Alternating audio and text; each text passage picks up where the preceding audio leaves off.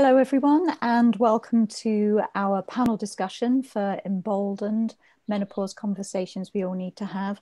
Today we're going to be speaking about menopause and breaking global taboos, and we have a very global panel here. So I'm Caroline Harris, I'm here in Bath. We have Dr. Vivien Brown in Toronto, we have Shad Begum in Pakistan, and we have Dr. Bilqis Alatishe-Muhammad in Nigeria. So before we get on to the questions for this evening, I just wanted to give an introduction to each of our three wonderful panelists. So Dr. Bilqis Alatishe-Muhammad is a public health physician and senior registrar at the University of Ilorin Teaching Hospital in Nigeria. She has a particular interest in social and rehabilitative health. She is also president-elect in the Medical Women Association of Nigeria, Kwara State Chapter. And she is also the author of Menopause, the Super Adult Woman's Life. Welcome. Thank you. Thank you. Shad Begum has become nationally and internationally known for her determined struggle to improve the conditions of marginalized people, especially women, in her community in northwest Pakistan. Shad is the founder and executive director of the non-profit Association for Behaviour and Knowledge Transformation, which works towards the economic and political empowerment of communities in underserved areas of Pakistan. She has worked with the UN Human Settlements Programme and UN Development Programme and has received numerous awards, including the US Department of State's International Women of Courage Award. Welcome today, Shad. Thank you, Caroline. Thank you. Thank you. And Dr. Vivien Brown is Assistant Professor in the Department of Family and Community Medicine at the University of Toronto. She is the Medical Women's International Association Vice President for North America and leads its initiatives on menopause. So thank you all for being here today. I'm going to start by asking, so the book is aimed at breaking down some of the global taboos around menopause and opening up conversation. So that's really such a huge theme. It's like making it possible for people to talk about menopause in lots of different ways. We wanted to do this because although there has been a shift in kind of recognizing menopause, it's not a shift that's happened everywhere to the same extent, and we still have a long way to go. And there are still taboos, I think, in every culture around the world. So I wondered if I could ask, perhaps coming to you first, Dr. Brown, what's been your personal experience of the menopause taboo? Well, thank you, Caroline, and I'm honored to be on the panel with my panelists here. I think, at least speaking from a North American context, one of the greatest taboos is that menopause is equated with significant aging. And so people are very reluctant to acknowledge that they're in menopause or that they're having symptoms of menopause. And those symptoms may affect their work life. And so because they're afraid of acknowledging it, afraid of talking about it, afraid of telling their manager or lead that, you know, their situation is related to menopause, it's an under the table hidden discussion. And I think that does harm for the woman herself. And I think it also does harm for women in general. People don't want to be labeled as, oh, she's in menopause, because it presumes that she can't do her work properly, she's not able to concentrate, she's not able to function at a high level, she may miss out on a promotion, she may miss out on an opportunity. And so there's this great fear of a negative perception within society to acknowledge that she is in menopause. Has set the standards of humanitarian journalism for decades. So, Shad, maybe we could come to you then. So, from your experience in Pakistan, you know, in your chapter, you speak very kind of movingly about what you found about the menopause taboo amongst women. Yeah, first of all, thank you so much, Caroline, for just starting this much needed conversation by this book, and now these conversations, and then again bringing up such women, strong women voices who are having a good background information and experience of all these issues. So it was an opportunity for me, first of all, myself, when I started writing about this issue. And even before writing about this, I started discussing and asking the women community I'm working with. So as I mentioned, even in my book, that, you know, whatever mentioned by Professor, a friend from North America, here that these, you know, this problem of women, not only this, like many health issues of women, normally they are, you know, they are considered not like very much liked topics, like conversation which people want to have. So that reluctance is actually now so much embedded in women as well. When I went for the first conversation with women, we were all just sitting women, and the women were not opening up with me. They were feeling shy, and they were like first, like, you know, because they were feeling shy. And when we started to have this conversation, so the difficulty was like they were unable to express this entire process, because when you don't talk about issues, so of course you don't get the right knowledge for that thing, and then you can't actually describe it. You try to describe that having just, you know, experiencing in your body, not having some guidance, some information from other women around you in the community.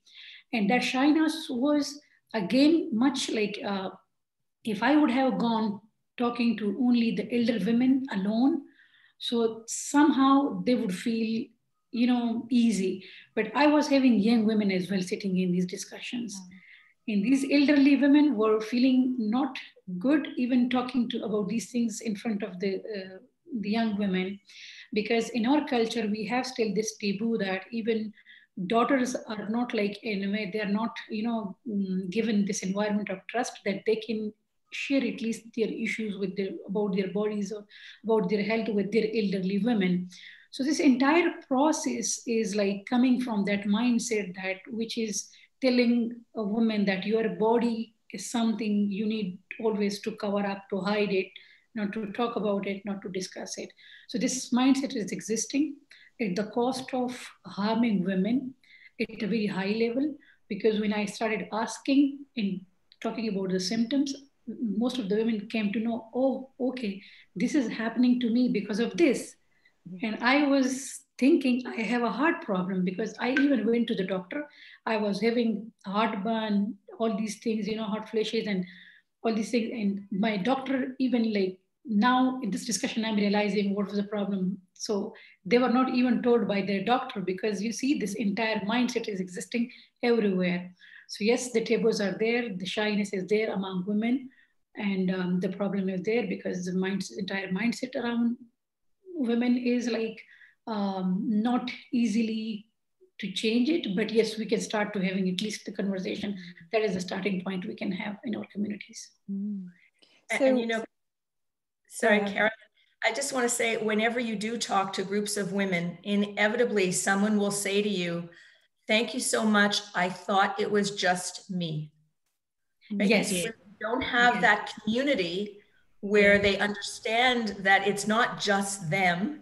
It's something we recognize and we understand, but there's so many layers of, in a sense, shame and hiding symptoms, that when you do give women the vocabulary to speak about what's happening and to share with them, you always hear, I thought it was just me.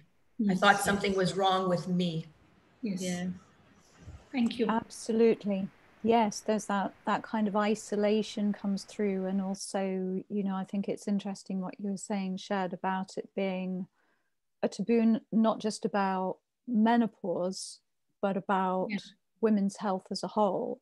And then Vivien, you were saying about some of the taboo in Western cultures can be about fear of aging and negative representations, negative feelings about aging as well. So thank you both. So Bilqis, could you say what's been your experience in Nigeria then? Okay, thank you very much, Caroline. And as you can see, it seems like I'm the only young lady here, but I'm so much in love with this topic, because whenever I'm in the clinic and then my patients come, you know, the elderly, you know, women at the menopausal age, when they come into the clinic and they express themselves, talk about what they are feeling, and, you know, they don't understand. They go around all the symptoms and they feel that their world is coming to an end. You know, I have to explain to them that, no, this is the stage you are, and these are the things you are going to experience at this time. And sometimes I even encourage them to come in with their husband or children if they don't have husbands again, and I have to talk to them to encourage them that they need to stay with their mothers at this time, with their wife. They have to encourage them, because these symptoms makes them feel so bad, and they feel, why is all this happening to me? Why is it me having this? And I had to explain to them, it's not just you, but it's the stage where you are in life. And, you know, you can get over the stage with time. And then I encourage them to join other women groups where they can, you know, talk and share their experiences together. And this makes them feel much better, you know, because when they talk about it within their family, many of them will feel that, oh, now she's carrying a kind of disease. You know, the husband will say, I can't sleep with you now because I'm going to get infected. And then she feels that if she also goes ahead to have intercourse with her husband, this is when she's going to have fibroid, and then she's afraid of all of this. But you know, when they get informed and they are aware, then they understand better that this is not the case, you know, and they feel more comfortable and they are happier that way. And that was also what encouraged me to write on it, so that I could share with them, and at their own time they could read about it and know that it's just a normal phase for them. So it's interesting what you say about bringing the husbands into the conversation as well. So does it feel like a taboo subject for men to talk as well? Do they kind of feel worried about talking about menopause or about their wife's health?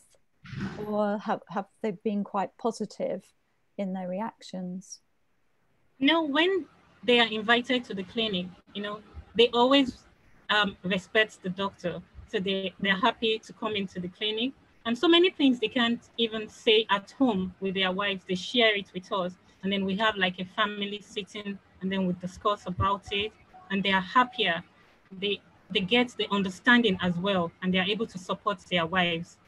There are a few that would refuse to come, of course, and they say, no, I'm not coming. The wife will come back and say, my husband refused to come with me. And then we encourage such women to come with their kids, you know, their elderly kids, and then we can also talk to them to stay by their mom at this time. Yeah. So obviously there being a taboo around menopause does mean that there's kind of an impact on that and on women's health. So you've talked a little bit about that, Bilqis, in terms of it being seen, menopause being seen as a disease. What sorts of things have you seen in terms of the impact of not talking about menopause? What impact does it have on women's health? Okay. So, thinking about, well, the impact of not having those conversations. So what impact is there on women's health? Do you have women coming in who have quite a lot of problems that they haven't talked about? What sorts of things do you see? Yeah, when their fears are allayed, when, you know, and then they know that this is not a diseased condition, this is just about menopause, they feel more comfortable. And just like it was never there, you know, they are able to cope with the symptoms now, and they understand how to manage themselves. with hot flushes, they have to go about with a fan. They have to shower most of the time, wear light clothing. We encourage them to do all of this. And this time they feel more comfortable. There are some of them that still want to enjoy their sexual life, and we encourage them to use lubricants, so that they can feel comfortable. And, really they are happy after all this information and they go about their life normally. Yeah, thank you. Yeah. And Vivien, what do you see in terms of the impact of the menopause taboos on the everyday lives of women going through menopause? I think women try to manage their symptoms themselves for a long time. So they'll go to the pharmacy and try some across-the-counter medication, or they'll put up with whatever symptoms they're having because they sometimes don't want to acknowledge that this is as significant as it is. And I think there's often a degree of anxiety, of stress, sometimes of depression. And one of the questions I ask women is not so much, are you having symptoms? Because everybody has some symptoms. I ask them, are you disabled by your symptoms? Are your symptoms affecting your quality of life? Because if your symptoms are affecting your quality of life, it really behooves the physician and the patient together to decide on whether or not you want to go for some kind of treatment. And there's many different varieties of treatment. One of the things that I think is most important, though, is for a woman to understand that some of the symptoms she's having, for example, palpitation, shortness of breath, may be menopausal and not cardiac. People always go for the worst possible explanation and sometimes don't put the whole picture together. And so as a physician, and of course I'm biased as a family doctor, this is the work that I do, I try to look at the whole picture. I try to look at women holistically, not just focus on when your last period was or how are you feeling today, but just in general what's been happening. And I think that's often extremely helpful in terms of understanding whether the symptoms are truly menopausal or whether there's something else going on. Yeah, definitely. I think that's a really important point to make. And I suppose that probably brings us back to Shad, really, because you were saying that women didn't know whether their symptoms were menopause or not menopause. So how did you find that not talking about their health, the effects, some of the things that the women you spoke to were going through, and some of the worries and difficulties that caused them?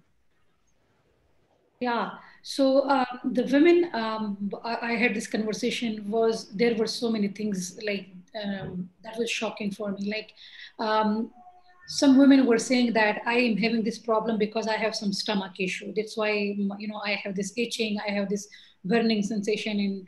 And some women like having some heart cut, because there were women, they were complaining that late night they have breath problem and they have, sometimes like their body is shivering and not, they're like in the day they do not have any problem, but at the night they have all these difficulties. And some would say, okay, my heart is like, I'm feeling like my heart is, someone is like just holding my heart for quite long and there is a dark in front of my eyes. So I always went to the cardiologist and, they have been treating me for me that your problem is not going to end completely, but you need to take these medicines. So while talking about these things that, okay, when this problem was started, so they were saying, and then I was just like thinking, okay, this age, because I was reading over symptoms as well. And then that these women were saying that they were not having these problems in the early years, but after the 40, 45, they started facing these things. But in one case, which I even wrote in my book, that one lady, she said that, that during that discussion, she said that, I will now ask, because my son is used to take me to the doctor. So she said that now I will try to engage my daughter-in-law in this conversation and to ask him if that is something. So then I was having a telephonic follow-up with her. And then she said that, my son was never having this guts to tell me that this is actually your problem. Okay. He said that my sister, my daughter-in-law tell me that, yes, my son, he already recognized this problem. The doctor told him that your mother experiences this thing because their father died in very early age. So this woman was then, now even still she's calling me that, okay, if you can help me to have more understanding about this thing. And in the meanwhile, some other women, they are not very much clear to use which kind of medicines. So they use some kind of, homemade things. And some of the women mentioned that some of the elderly women would tell these women that you need to this thing. And they say that have been used by the people in, that community, because these women were trying to tell me that some elderly women do understand that what we are going through, okay, but they are not communicating, but they're helping us to cover that, that what is happening, the problem. So they say, okay, you can eat this plant, you can eat this thing, and you can avoid this thing, so you will have not this difficulty. The entire problem for me is this understanding these symptoms. Yes, most of the women not necessarily going through a very hard kind of symptoms with it, but yes, there were women who were going through very hard conditions. But the thing is, like, having information about it, even like, for example, if I will now, experience menopause in my life, so I say, like, I'm better prepared for this, because even one of the lady working in my office, she is about to have this experience. And she said, when I even asked her, she said, Shad, first let me Google this word, that what is this? And I said, okay, you don't even say, I was thinking, okay, later on when I will experience this thing, I will do read about this.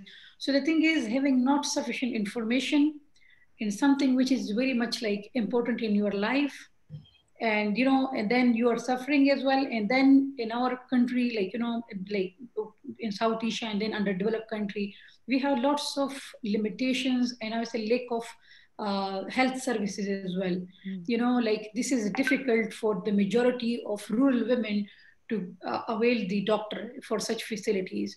So this is another problem, that most of the time women do compromise on their health issues. They would not either tell, they would not either prefer to spend money on that, and they would say, okay, I will just try to take care of this. Like, we do not have a very sufficient health services, those can take care of women and all these. So because even we don't have the women, a good number of women gynecologists, where, because again, we have the cultural problem, like for uneducated women, this is easy to talk to a male doctor. But for a woman who is illiterate, this is very difficult for her to talk to the men, because in our society, we have this culture where women do not interact with men, even in the daily, daily life. So how she would go to some doctor and then she will be able to explain these things. And even if she go, so the difficulty with the doctors as well is that they are unable even to tell women that this is what we are going through. So that's the issue, the entire, which is going on. Yeah, definitely. So it seems there are lots of different layers and levels to the issue. Yeah. And Caroline, I think everywhere we need more education. Yeah. Because women don't know what they don't know. Yes. They don't have an understanding of the broader picture because they're not aware that there's a broader picture. Yes. And so I think when we talk about this and we normalize the conversation, it's so helpful, because not everybody has every symptom. And when we give the overview and we help to educate in general, younger women and older women, I think it's just so empowering to women to have a better understanding. Yes. Yeah, definitely. Yes. Definitely. Did you want to say something more about that, Bilqis, about the importance of information? I think it's very important that we continue to raise awareness about this, to give information. So this is going to help a lot, and we allow the women to feel comfortable to share their experience, and we can help them to understand better what they're going through. And like Dr. Vivien said, it's very important to exclude other pathologies to be sure that, yes, this is actually menopausal symptoms. And then we can help them together to make sure they go through the phase properly. But they need information. They need to be aware that this is what is happening to them. Yeah. Yeah. Can I just add another point to it, that, like availability of the information. When I was writing this book, so it, this became my, I would say, one of the interest area that it given me most of this realization that how even I myself is not that much sensitive towards this important issue. Even I work with women communities. I talked about their health issues because menstrual hygiene is something I always work with the girls in the school. But this issue, I never felt that close to it. And, after understanding the entire impact of it. So then in another question came to my mind, that I started searching and asking people in Pakistan that is there any research available on this? Is there any kind of data available on this? Is there any kind of, campaign launched by someone or like anything? So I was then astonished that when I Googled, so I found just 2 or 3 studies about reproductive health, and then somewhere a little bit, a very small portion of that was about the women menopause issue. And then, so that made me realize, and that was very technical, even like, not that much easy to understand for normal women.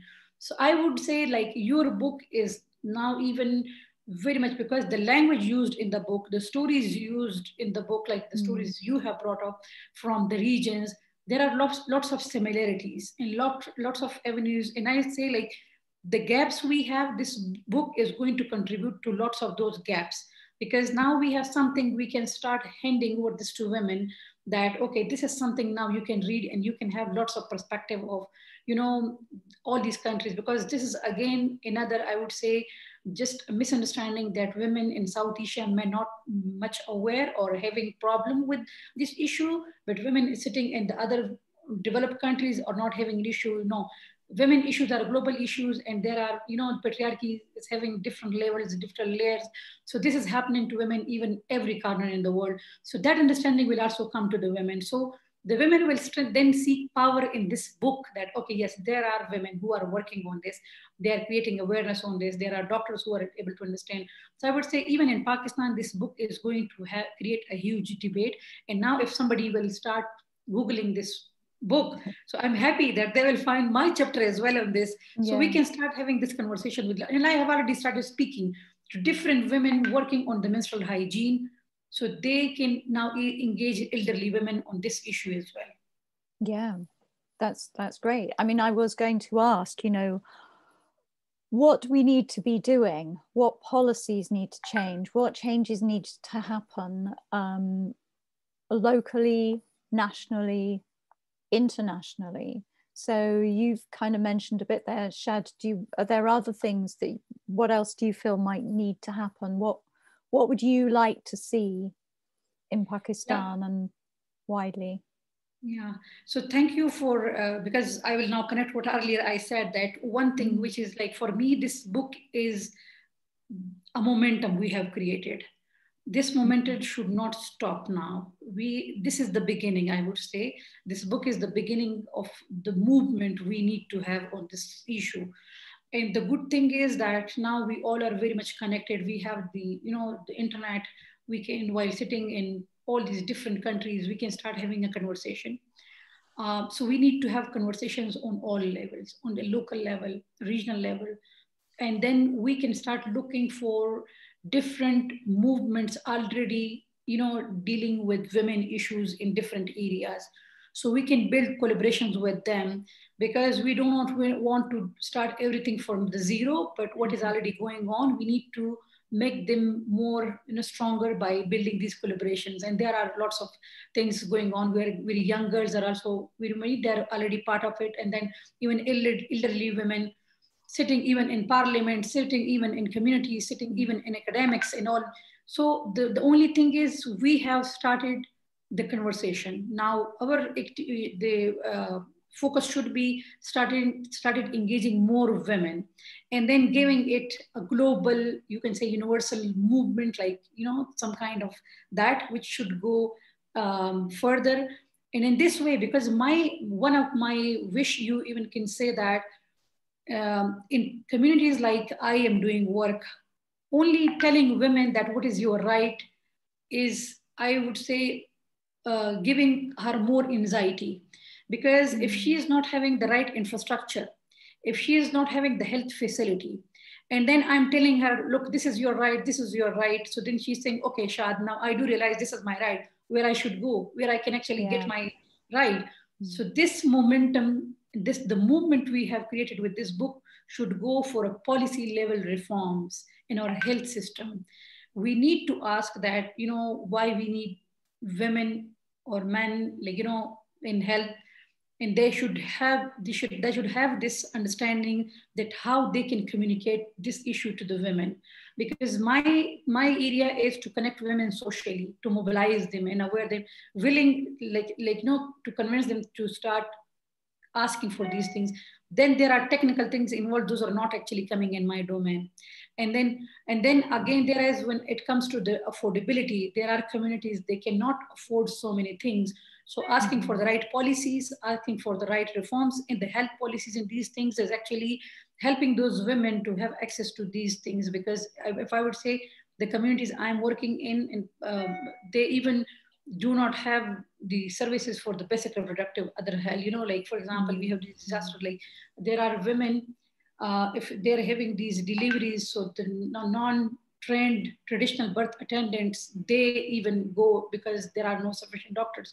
So I would say this momentum should continue with the mobilization, with the awareness, plus having some, at the end of year, we need to have some kind of specific and very concrete recommendations for the policymakers as well on this issue. So this momentum should go on, and that's why we will have the good impact, the real impact on the ground for women. Yeah, thank you, Shad. I was going to say, maybe I could bring you in here, Vivien, because obviously you have an awareness of some of the, through the Medical Women's International Association, you have those sorts of international links. There is the International Menopause Society as well. So it feels like there are lots of links within, between doctors.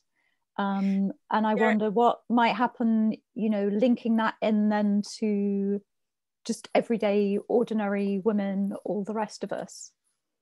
So it's a really important area. Thank you, Caroline.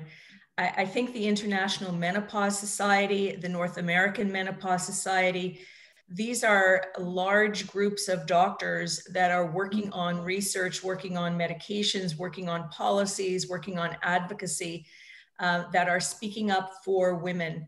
And one of the things we want to do for women all over the world, and with the Medical Women's International Association, is send women to credible websites.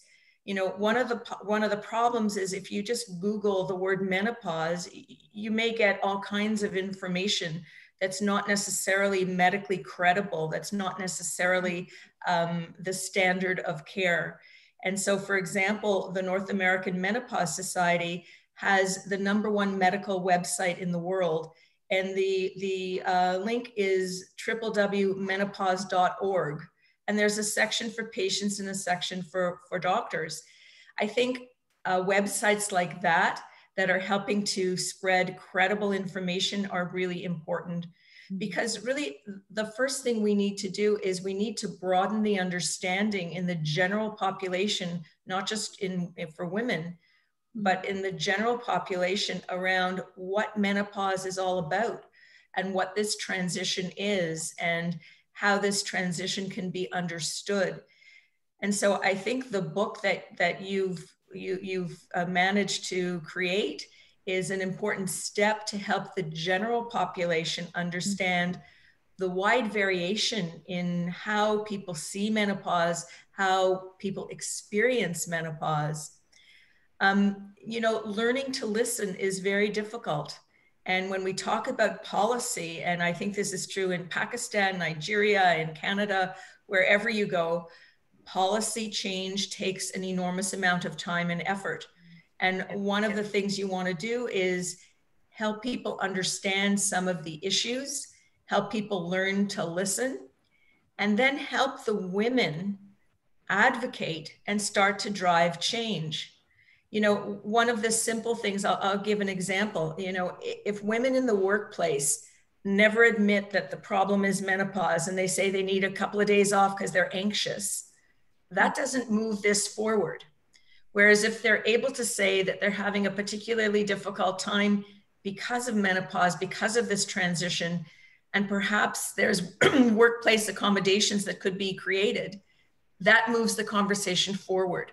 So I think we have to empower women to acknowledge what is menopausal symptoms for them so that they can begin to advocate for themselves, but also for that change in their environment, rather than being afraid of being bullied or being afraid of derision and some inappropriate comment or joke around menopause.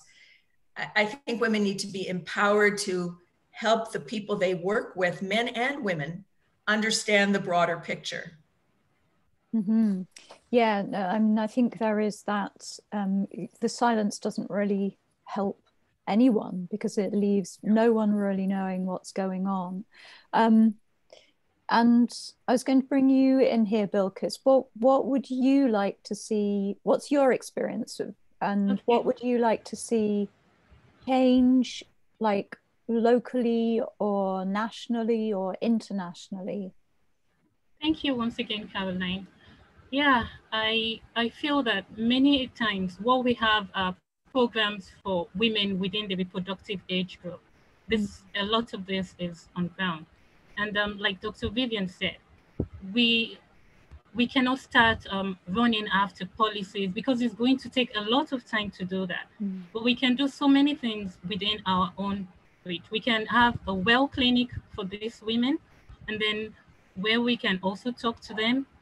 Also, just like the book, it's also a way to spread the message to this group of women, to encourage them to talk. You know, many ladies in in their workplace, they could call in sick because of menstrual pain, dysmenorrhea. They do that a lot, and so I can't come to work. I have dysmenorrhea and this.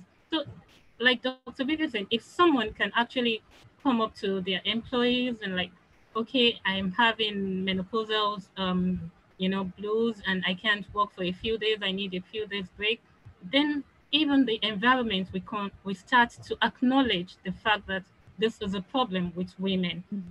We have so many programs on ground for women within the reproductive age, but you don't actually see programs for women in menopausal age. Yeah. But I think having this website in America is a good thing, where people can go and also get information, and they know that, you know, they need to speak out. They need to speak out. That's the message. They need to talk. They need to express themselves and say, this is what I'm feeling and I need time out. I think we can do that locally within ourselves and have like a well clinic for this group of women, you know.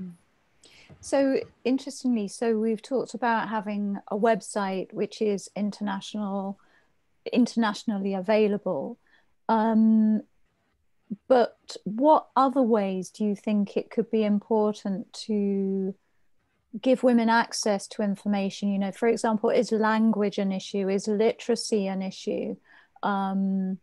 Is where women are going to come across that information an issue? Maybe Bilqis, you'd like to say anything more about that? Yeah, like I said, they can access information if we have a well clinic for them. A clinic day for women in that group, not with reproductive age group. You know, we have a well clinic for them. They can come on those days. We can talk to them as a group, individual, as the ones. And like I said before, I had also written a little book on menopause that any woman that is not even a medical woman that can pick up and read and understand, and it can help her through that phase. So we can keep doing things like that locally, that is within our power, you know. I think that will go a long way to help also.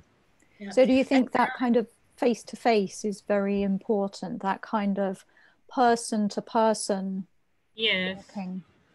It's a good thing that will help them a lot to get the information they need. Yes. And they can meet other women going through the same thing like they have. And this also encourages them. Yeah. So Vivien, you were...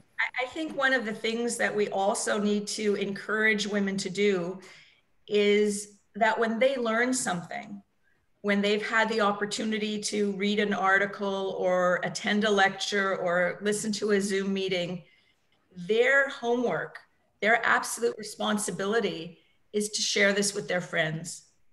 Because women learn from each other, and we know that women will talk to their friends often easier than they'll talk to their partner or their parents. And if we ask women to think of that ripple effect, you know, that ripple effect goes miles when someone talks to someone and then they talk to someone else. So I think we need to encourage women to share information when they have it, and not to be ashamed of the information and ashamed of the situation or the symptoms, but to share with their friends. There was a situation, and this is a little bit off topic, but I think it's so interesting. In Canada, we had a pap test campaign encouraging women to come for pap tests. And in one small community, this woman who was not English or French speaking, she's from Asia, came for a pap test and then went home, and 3 hours later came back with 5 other women. Oh, really? From her community. You know, when something is available, when somebody understands the importance of something, it often is something they can share with others. And so I think we need to encourage women to talk about this. Yeah. And that's what you've done with the book. We're encouraging women to talk about this, not to keep it hidden, not to keep it under the table, but to share that information. Thank you. Yeah. And Shad, what do you think for the women you spoke with in Pakistan, what's the best way to help them with that kind of approach work, or are there other ways to help them find the information? What routes do you think would be appropriate? Yeah, thank you, Caroline. And actually, yes, I agree with both of my other respected panelists, whatever they said, but I would just like to add one very much important thing to add, that, you know, the problem we all are right now discussing, that, you know, the issues and challenges of this among our communities may be similar, but the solutions for these are different one always, because we have different cultures, we have different dynamics, and we need, whenever bringing a solution, we cannot have a uniform solution for this issue. Like, you know, looking at Canada, looking at Nigeria, looking at Pakistan, we all have very different dynamics. Even like, if you say all the chapter like represented by women in this book, they all represent a very different dynamic and culture. So we need to keep that in mind. What actually my emphasis on that, when I see women issues, you know, in countries like Pakistan, and even somehow I think some relevant to Nigeria or the countries in South Asia like Afghanistan and India and Bangladesh, Nepal. So the issue is that we comparatively with the Canada and even with UK and other countries, we have more problems. So you cannot actually reach out everyone, because they have more health issues, they have more problems in education, they have more problems in employment. Like, this is not one issue you're going to work. So that's why I always emphasize on engaging policymakers who have resources and who are actually, you know, they're bringing legislations. So in Pakistan, whenever we are doing things, anything related to women, we say, the issue is huge, you know, the impact is huge. So we will work on whatever we can do, but we need to engage the politicians and, you know, the policymakers. They need to have this realization that while spending on health, they need to understand women health issues first. And that is how then they can divide their budget and they can have, you know, all these things. And because when you see these problems are somewhere connected to the policies, like for example, if in a country you have a policy, health policy, which is equally spending for educating people about their problems and then providing them services as well. So that is actually, you can say, somehow comprehensive. And then, you know, like for countries like me, we have the cultural barriers. Reaching out to women is not easy. And then reaching out, like, you know, asking women to go to the male doctors or to the other cities, you know, transport and everything. So then we need to have women focused and culturally sensitive arrangements. So when I say that, so yes, we need to look into the solutions. And then another thing about the website, you know, like for example, what Dr. Vivien mentioned, that there are so many groups already working and they have menopause societies or groups and they have websites. And in Pakistan, we don't have anyone right now. We don't have even sufficient research is available. I have this one book now, which I'll be using everywhere with me while talking to everyone. So this is what I have right now in Pakistan. So for Pakistan, yes, we need to have one forum that can be initially a website, and then we can have use two languages. One is English, but another is Urdu, which is commonly understood, by majority of the communities living in any part of the country. Because in my country, illiteracy among women is very high. The language is a barrier there, because even if Asian women is living in Canada, her understanding is much better of comparatively with the women who is living in the village, because she do not have this exposure of communication, even with expressions. So I would say this is why, we always like having literate women. And then I would say, okay, the first conversation I had, now again, I'm suggesting this. In Pakistan, we have some good things as well, not like more. So we can utilize that one good thing is having a population of youth, or like 65% of population is youth. And so many young girls are, for the last, this one decade for Pakistan, this young population is so much going into the social enterprising, right? And there are women, they are running good social enterprises, already tackling some women health issues. What we need to do, we just need to connect with them.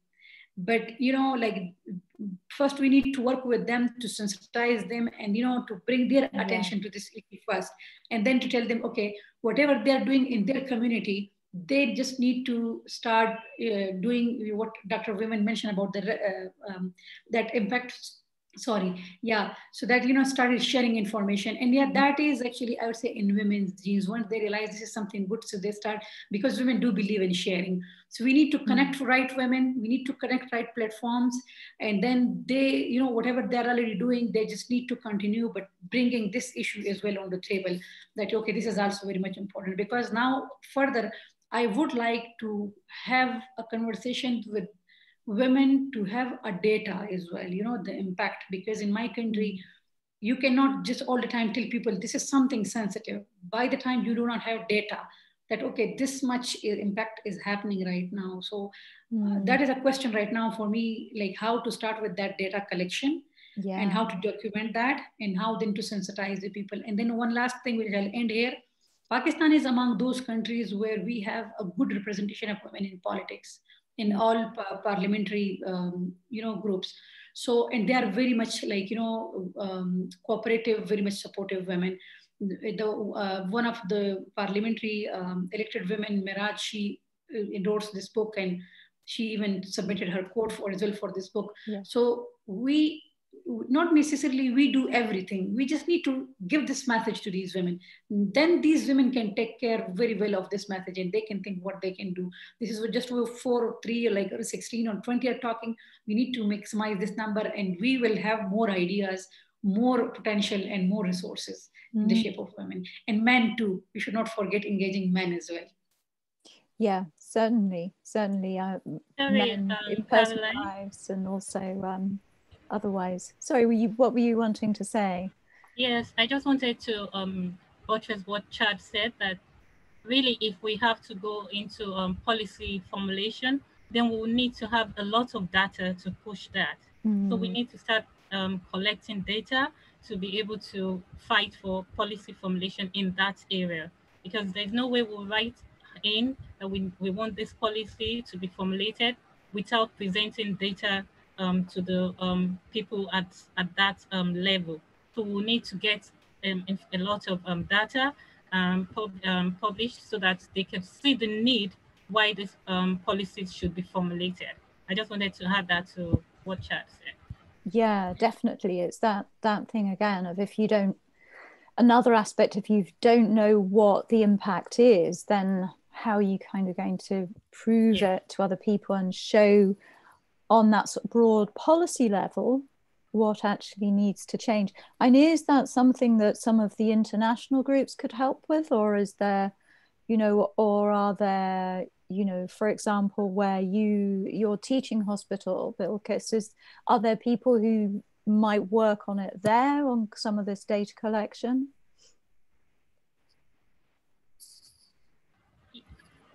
So saying, is it so you're saying we need more data collection? Yeah, is that we need something to do that's more research in this area with this women in this age group. We need to do more research on menopause to be able to prove that really these policies we need, and it needs to be formulated and implemented. So we need to get data, and that's by you know, doing more research in this area. That's what I feel. And is there the funding for that research in Nigeria at the minute, or is that a difficulty to get the research started?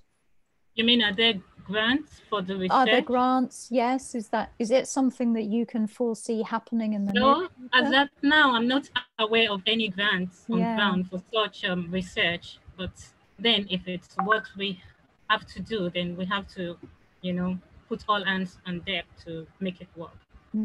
Yeah, definitely. And part of what the Medical Women's International Association does is help countries connect with each other.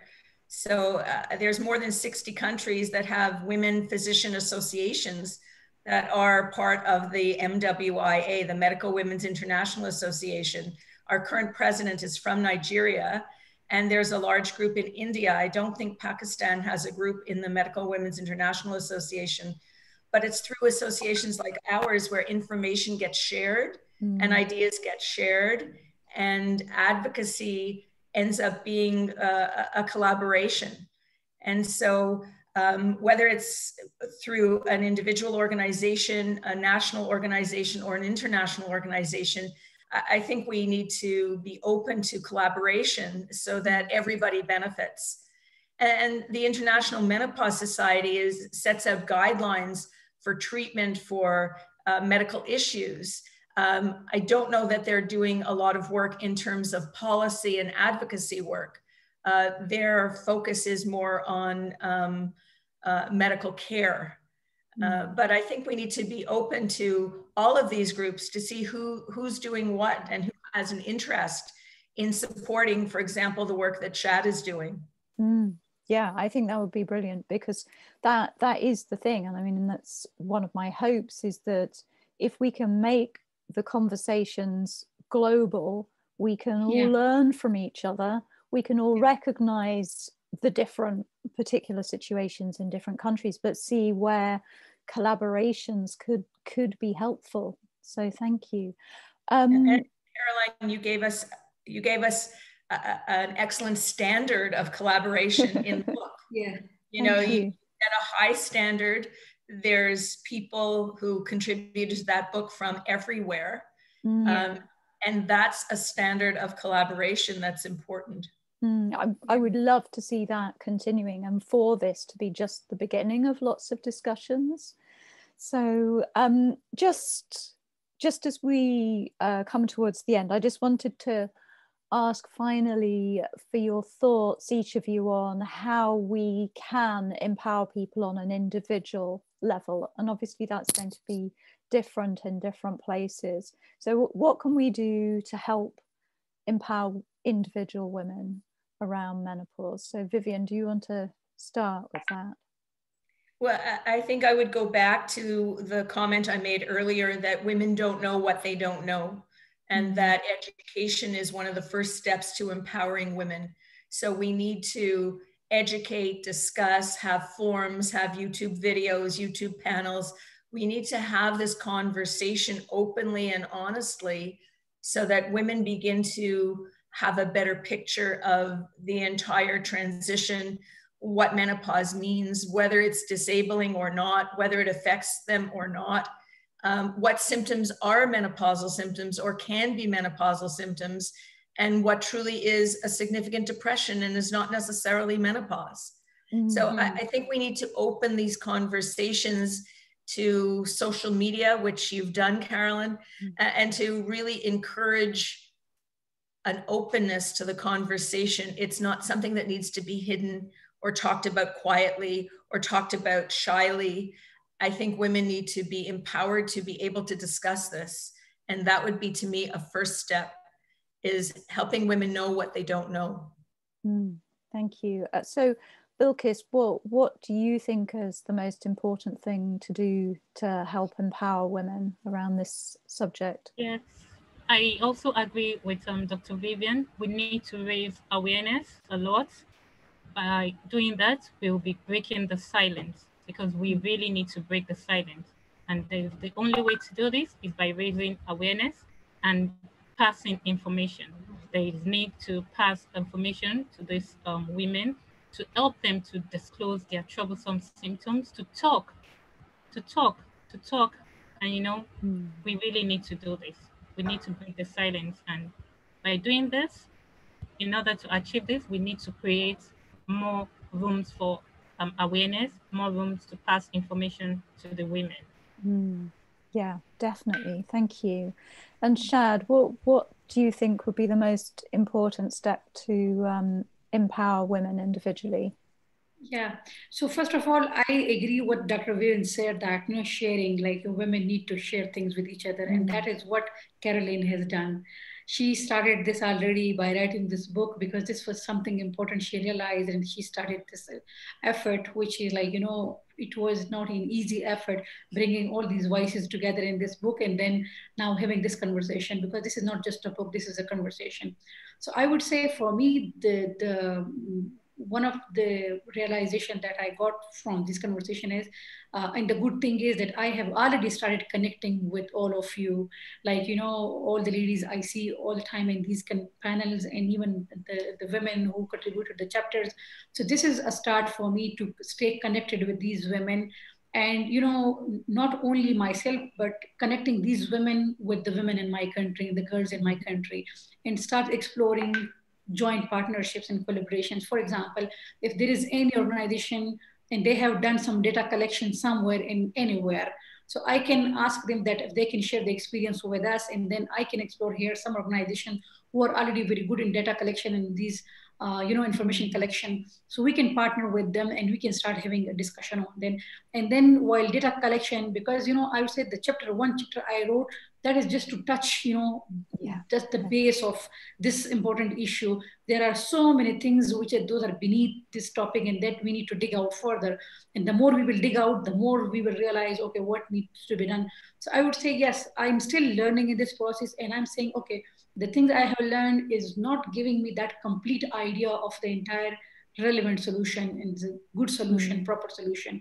So the journey will continue, but the thing is, we need to understand this problem, the perspectives, the challenges, the dynamics, the mindset, and then bringing data as well, and then engaging more women from my communities to bring their opinion as well, that what they want, or what solution they are looking for. And then with the help of I would say, the forum, the movement you already, Caroline, have established. And because this relationship will now move on further, and after some time we will be able to tell the world that after writing this one book, one chapter, or these things from Pakistan, this is what we have done in terms of legislation or policy making or data collection or going into information. And then one thing is there, in my country, already there are lots of realization. The curriculum is, every day people are saying it should be changed. We need to include this into the curriculum and not that. So I would say, some of the things we need to bring back to the education institutes as well. Some of the conversations we need to bring back to the universities as well, even in the informal discussions or whatever way. But we need to engage youth who is going to have these issues in the future. So they are actually a better catalyst as well to take care of this thing. And I would say, while speaking all this, I do admit one thing, that I'm still exploring individuals in organization. If somebody, maybe there are, maybe even like some person, they already do have realization of this issue, and they have tried or trying to do something, and the day I will find that link, I think that will be a beginning, another beginning to the conversation we already have begun. So so this entire process, and yes, I think there are lots of ways to go about it, and most of them we have discussed, and most of them will come to again discussion.